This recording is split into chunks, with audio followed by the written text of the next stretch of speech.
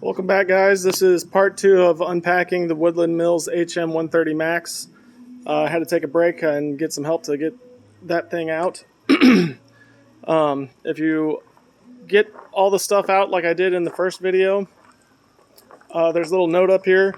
It says that the owner's manual is in that piece right there, in that little container. Open that up and it tells you in that manual, basically take this, put some cardboard down, and then you can lean it forward, and then there's 2 boxes underneath there that all the track stuff is in. I got it all laid out. We can go through it and you can see what all comes with it here on the table. This is with the extension also.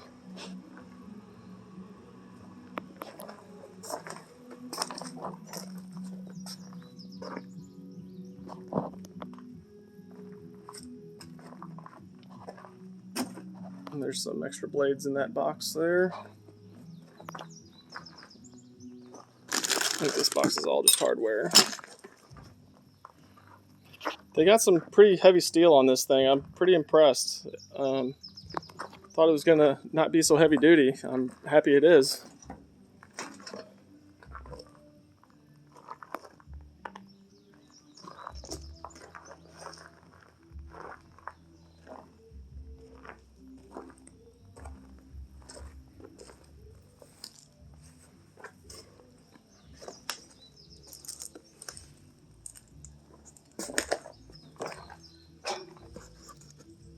And that's pretty much it, guys. Time to start assembly.